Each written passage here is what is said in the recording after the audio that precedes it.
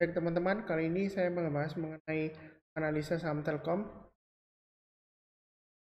Berikut adalah daftar referensi untuk corporate information, laporan keuangan Telkom, dan beberapa analis report dari CGS, CIMB, dan Mirai Asset. Linknya juga bisa diakses di deskripsi video di bawah ini. Pertama-tama kita membahas mengenai balance sheet atau neraca keuangan Telkom untuk pertengahan tahun 2020. Total aset mengalami kenaikan 11,4%, total liabilitas atau utang mengalami kenaikan 30,9% sebagai dampak dari peraturan accounting yang baru yaitu PSAK 73. Kemudian total equity mengalami penurunan 5,9%. Sedangkan untuk cash flow masih positif, yaitu untuk akhir pertengahan 2020 meningkat 4,6% dibandingkan pertengahan tahun 2019. Dan di akhir period cashnya lumayan besar, peningkatan 65,4% dibandingkan dengan. Jadi kita bahas mengenai utangnya.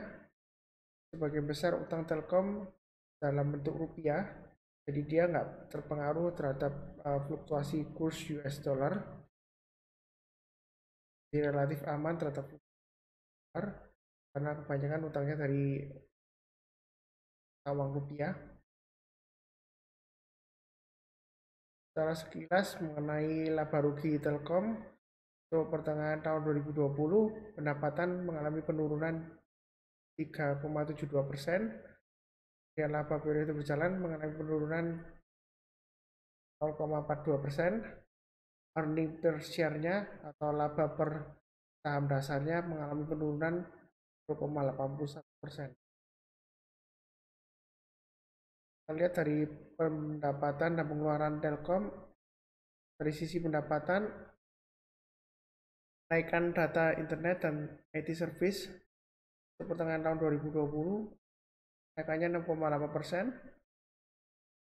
Dan untuk IndiHome kenaikannya 19,1%, dan untuk interkoneksi kenaikannya 24,9%. Sedangkan untuk SMS, fixed, Telkom Line, dan seluler mengalami penurunan yang cukup tajam, yaitu 27,5%. Kemudian network dan service telekomunikasi yang lainnya, jasa telekomunikasi yang lainnya mengalami penurunan yang cukup dalam pula, 6,4%. Tapi secara keseluruhan pendapatannya mengalami penurunan 3,6%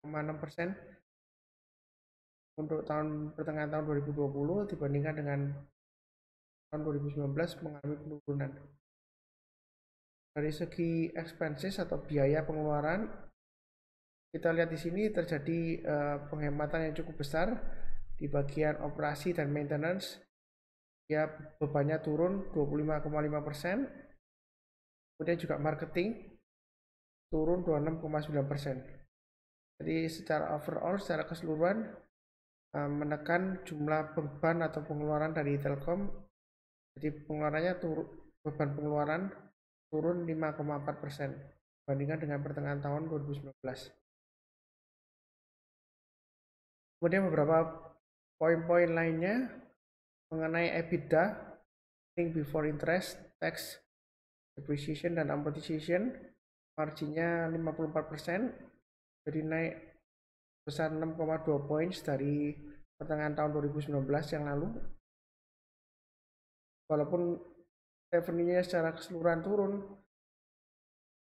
rupanya bisnis yang mendukung untuk pertengahan tahun 2020 ini adalah bisnis towernya naik 2,4%, dan juga bisnis IndiHome-nya naik 19,1%.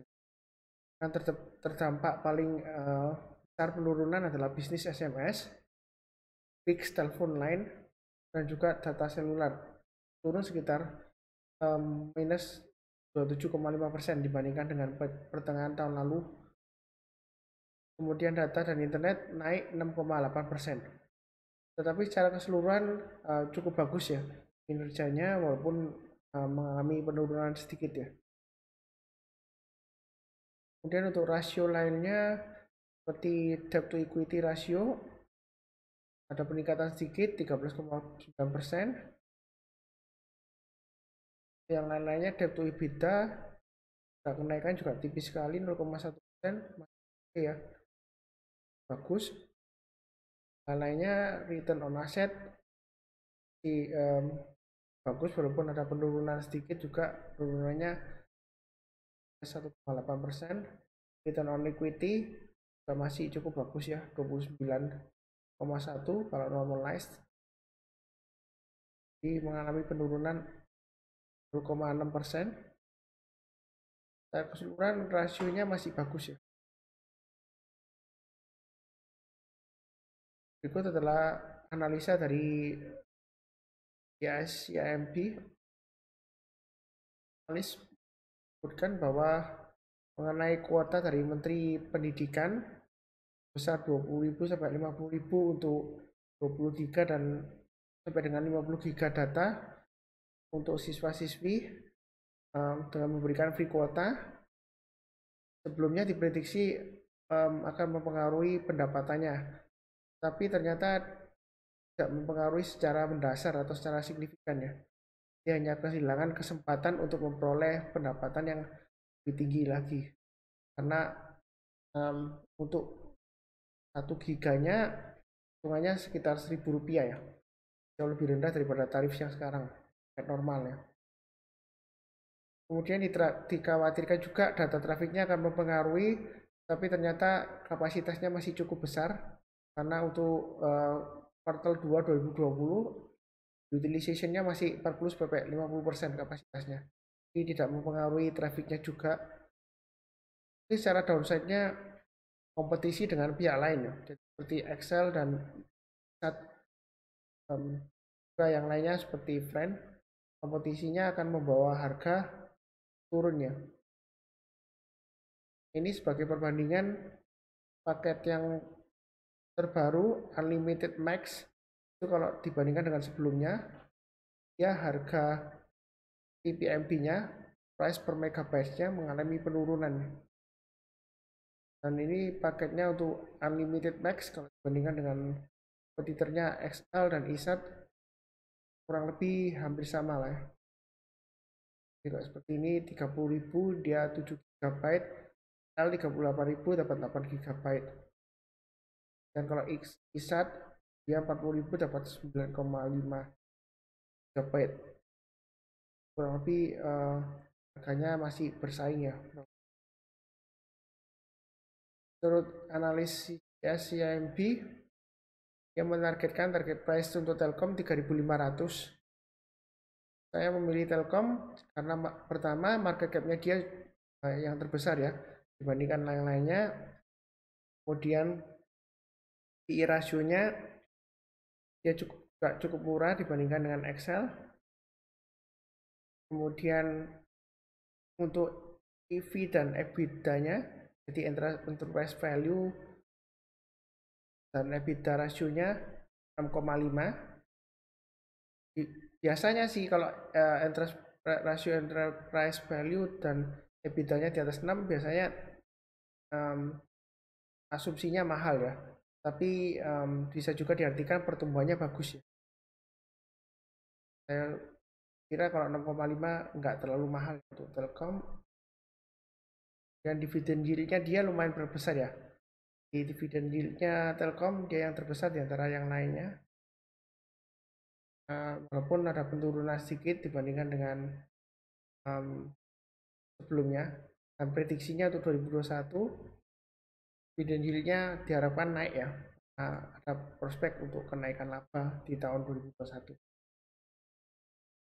Ini adalah grafik dari analis report dari Mirai Asset. Kalau kita perhatikan rasio enterprise value dan EBITDA-nya saat ini cukup rendah ya. Bandingkan rata-rata 5 tahun dia jauh di bawah -2 standar deviasinya. Jadi, apakah ini saat yang bagus untuk invest atau tidak? Nanti kita lihat mengenai price action-nya ya, atau harga teknikalnya seperti apa. Kemudian ARPU-nya, average revenue per user-nya, dia Telkom rata-rata lebih tinggi daripada kompetitornya. Bandingkan dengan Excel dan ISAT, dia average revenue per user-nya lebih tinggi.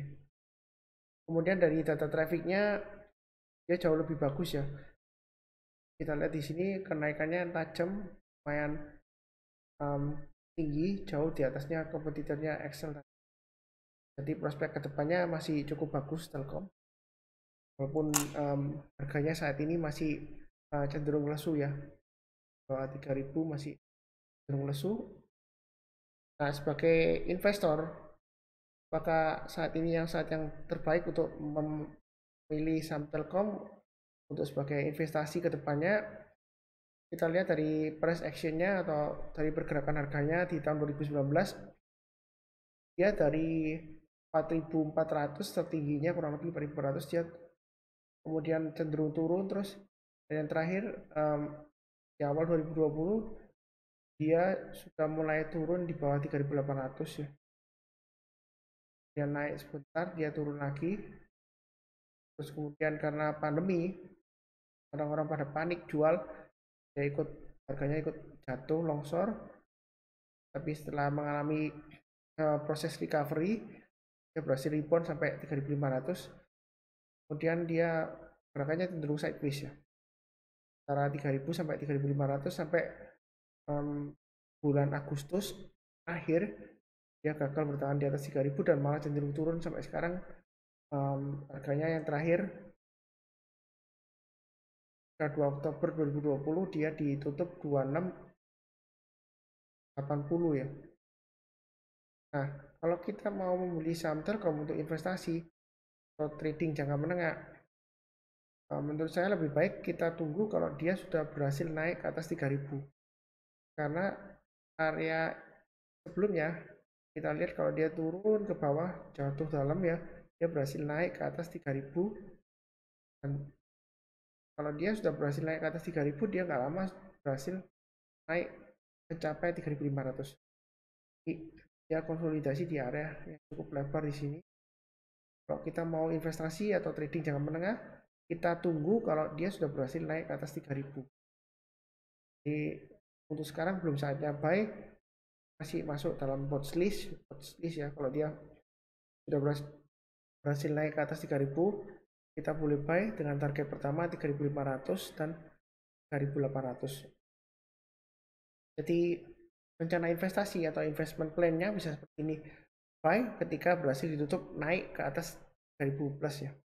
Selama di bawah 3.000, kita jangan buy dulu karena risk-nya lebih besar daripada reward-nya. Kalau sudah berhasil naik ke atas 3.000, dan kita boleh average up di 3.200, 3.400, dan yang terakhir di 3.500. Kalau dia masih berhasil naik ke atas 3.500, sudah cukup ya. Jadi 4 kali sudah cukup. Kemudian target price-nya dekatnya 3.500 dan 3.800. Dan batasan untuk stop loss-nya setelah berhasil naik ke atas 3.000, misalnya nggak berhasil bertahan di atas 3.000, kemudian dia turun, kita stop loss-nya mulai dari 2.890. Jadi kurang lebih mulai dari minus 36%, 3,6% sampai maksimum 10% ya. Jadi jangan sampai kita biarkan loss kita terlalu jauh ke bawah ya. Terus jangan lupa juga jangan sekali-sekali average down ya. Kalau dia lagi turun-turun jangan di average down.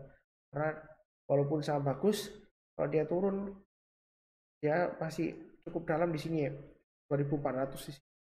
Ini adalah area support terdekat. Kalau kita tarik garis lurus ke samping sejauhnya sebelumnya ini lumayan jauh ya. Di 2.400. Kalau beli sekarang masih resiko, kita tunggu kalau dia sudah berhasil naik ke atas 3.000 barusan mulai buy ya. Kemudian analisa mengenai saham Telkom.